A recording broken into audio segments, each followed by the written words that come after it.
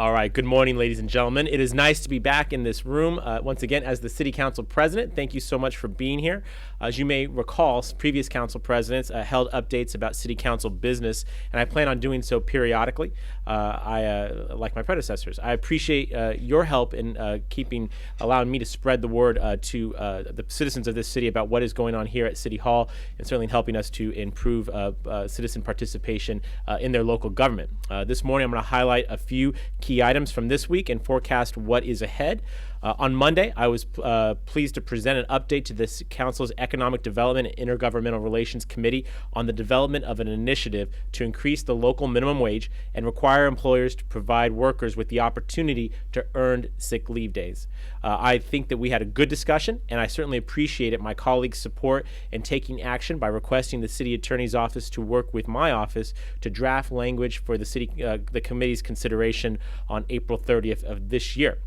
Between now and then, I will continue my work with the community, from community members from all corners of San Diego, workers, small business owners, operators, and others in the private sector to get input and make sure that we craft a proposal that is both meaningful to workers who are struggling to make ends meet in San Diego and sensible for businesses and our economy.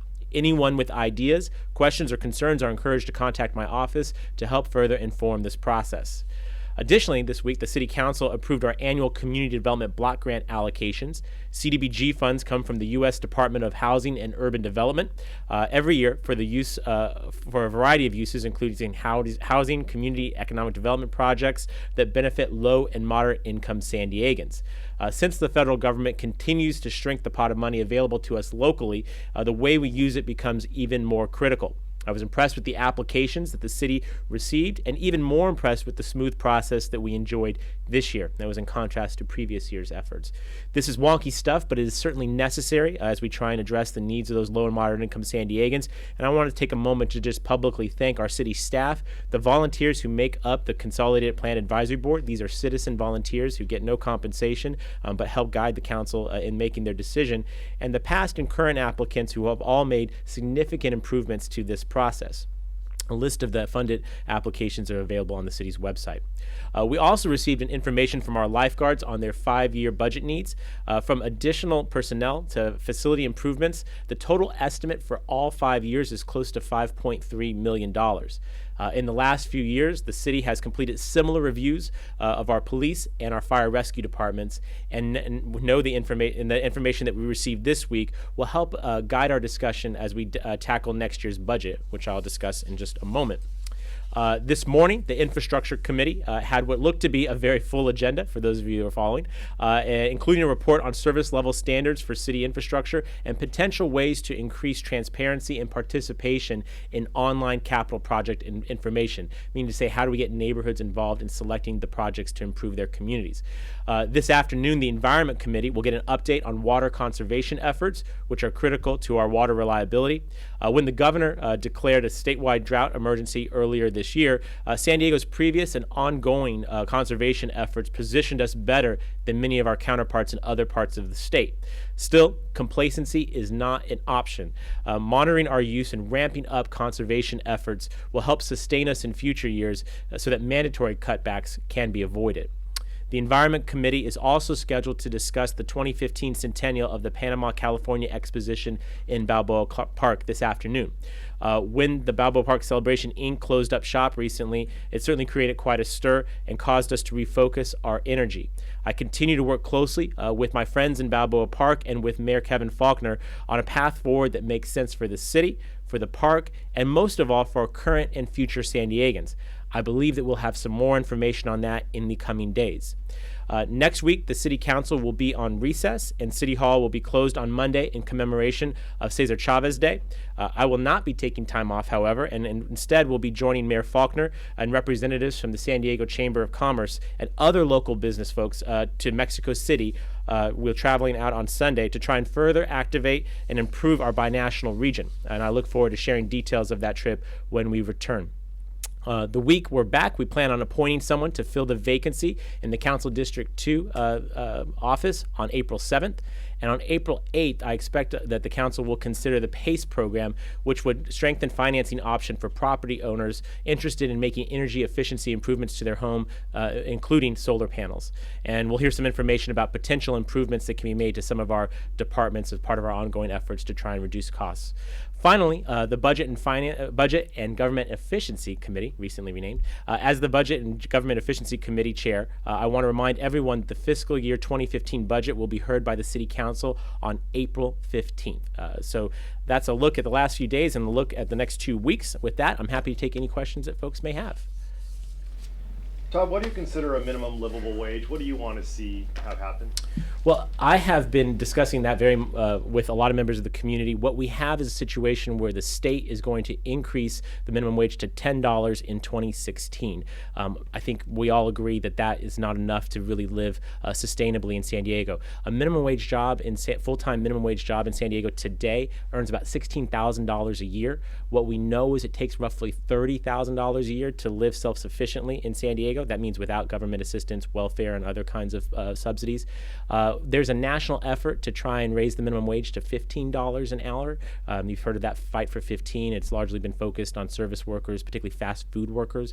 My guess is the answer is probably somewhere in between. And that's what those discussions with small business owners, trade associations, and others have been about, is what is that dollar amount that can help lift more San Diego families out of poverty and help them make ends meet, while at the same time not being too impactful to business. And so that's the delicate balance we're trying to strike with the vote on Monday at the Economic Development Committee. Those discussions have been green-lighted to continue, and when we come back on in April, it's my hope that we'll have a figure that we can show the public.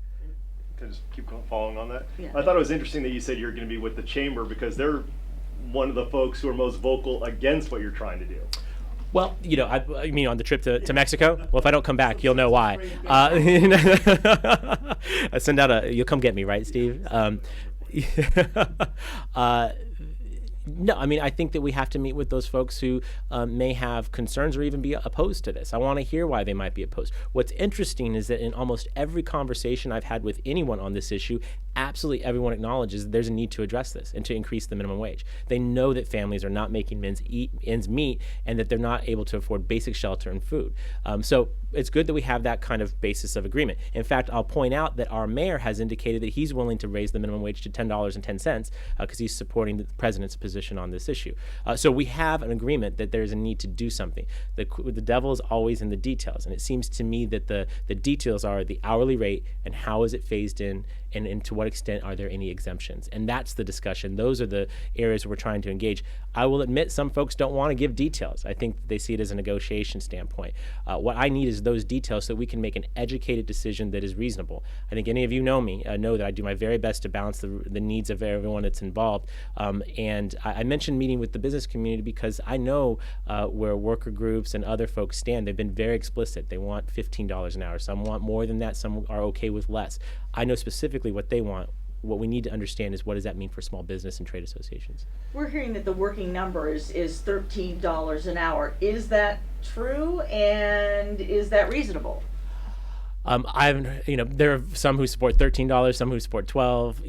It really is within that range. There are actually folks who are far north of 15. They really want, something that's more aggressive.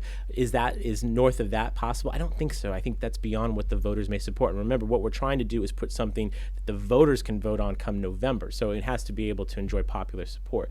I know that there are people who support 13. I know that there are people who support other dollar amounts. Ultimately, what it will matter is what can a majority of the council rally behind as a figure, and hopefully what can at least half of the voters who show up in November support.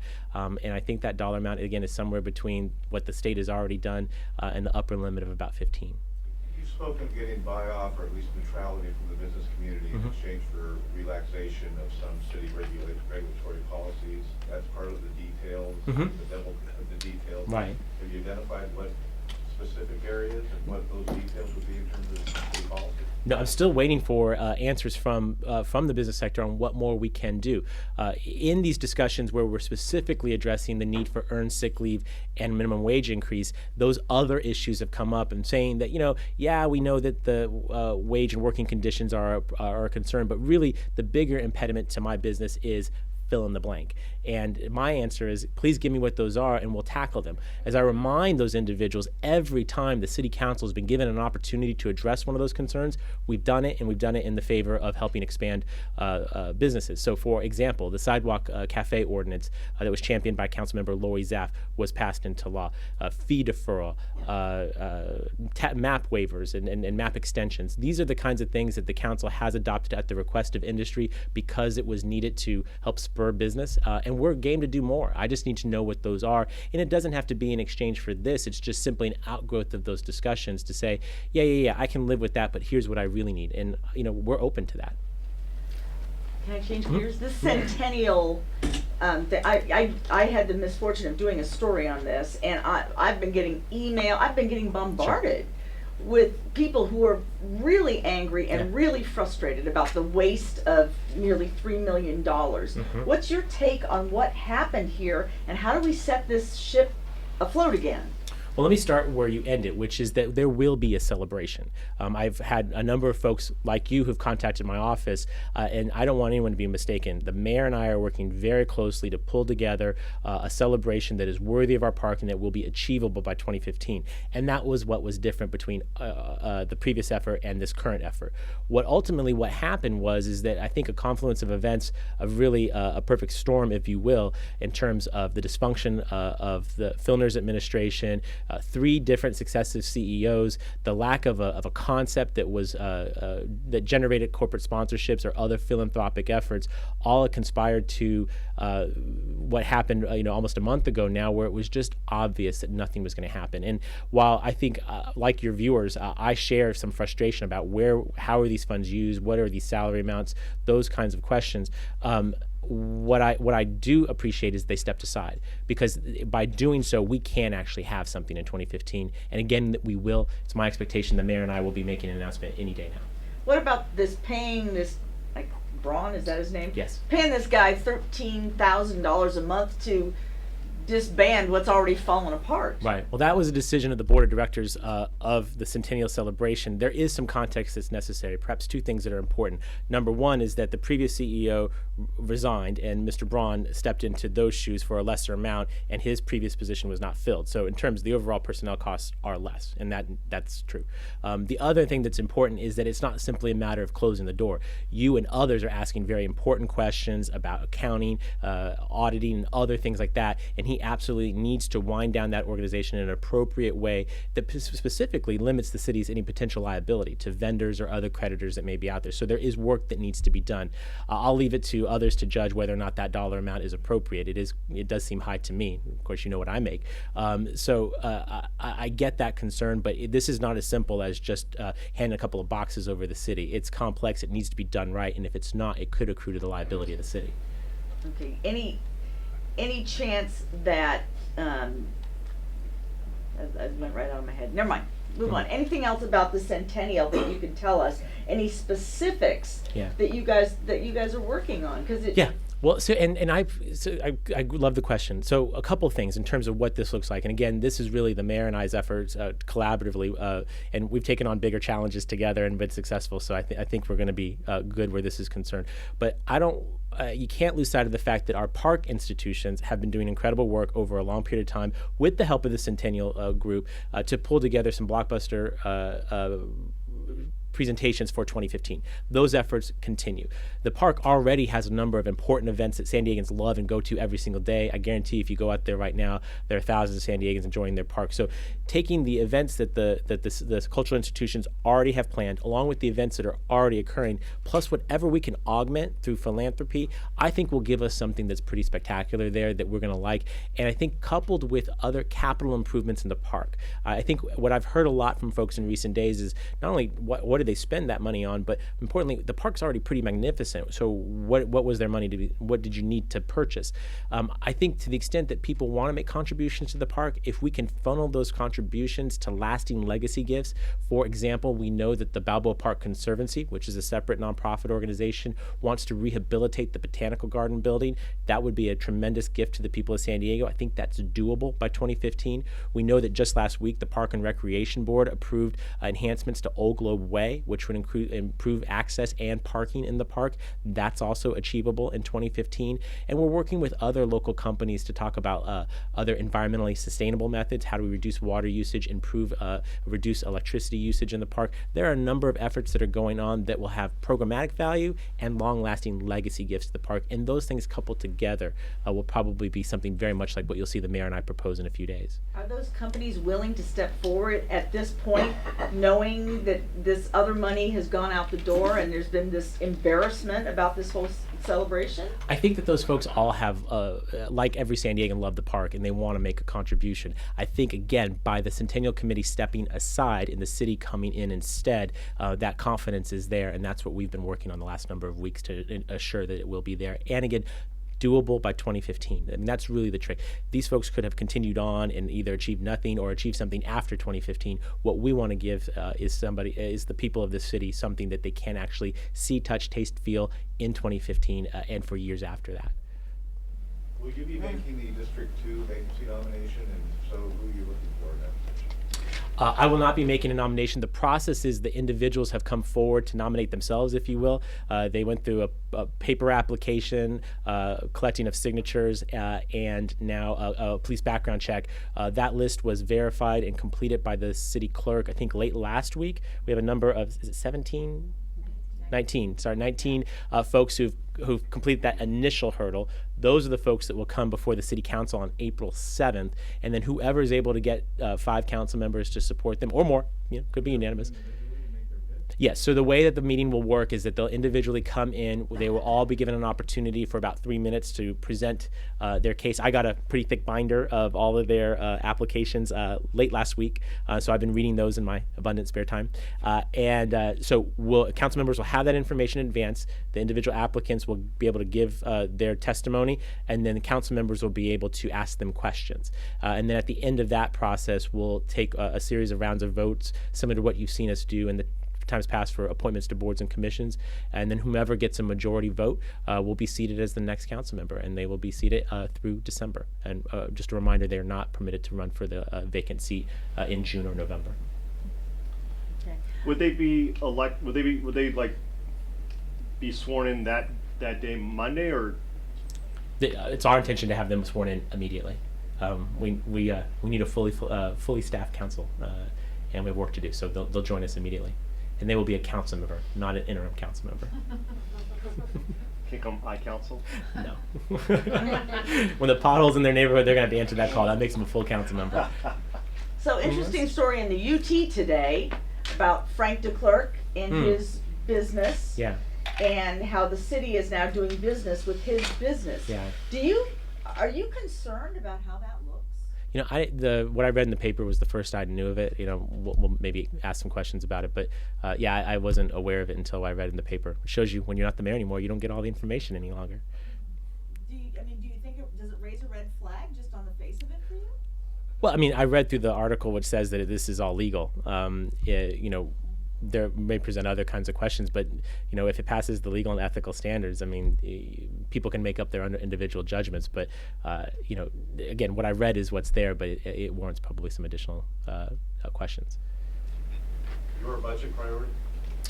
My budget priorities, well, a balanced one and one that's on time, which I think we'll be able to do with the help of our independent budget analyst. And I think that what we're in a position where we may have a modest deficit, or by the time we actually take this on, we may be in the black depending on how the economy and our revenues work out.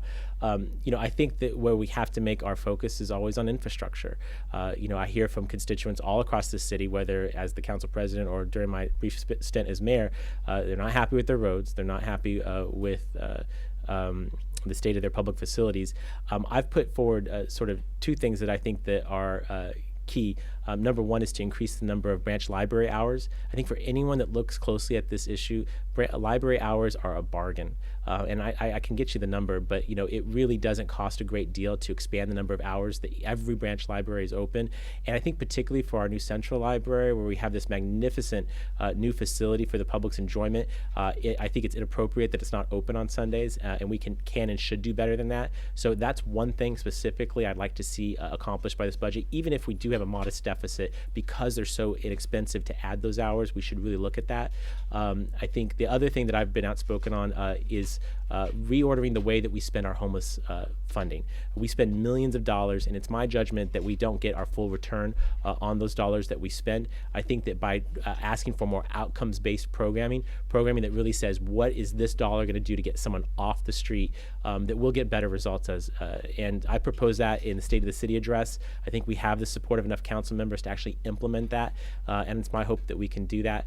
The last thing that I just know is a priority for, I think, every member of the council, not just myself specifically, is the concerns around police officer retention. We know that we have a problem with this issue, and I think the council is going to continue to work closely with the Police Officers Association and Chief Zimmerman to make sure that we stem the tide of departing police officers. I don't. We have a collective bargaining agreement that is in place that doesn't contemplate pay increases, but we can work with benefits and other things, much like we did this past year, where we provided a one-time uniform allowance that I think was a show of faith to the officers that we understand there's a problem and we're trying to do something about it with our limited resources. I think we can do something similar to that again by agreement, but it wouldn't be a pensionable pay increase.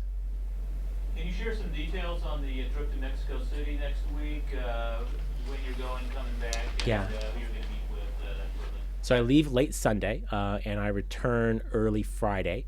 Former Mayor Sanders, current Mayor Faulkner, and I believe council members Sherman and Alvarez have RSVP'd, along with Lieutenant Governor Newsom. And we are going down, and we're meeting with a number of our colleagues in Mexico City, so members of the state and federal government, I think a couple of the local mayors, and my focus, of course, is always on economic development, and I hope that we can have positive discussions about bringing more collaborative businesses to the border region here.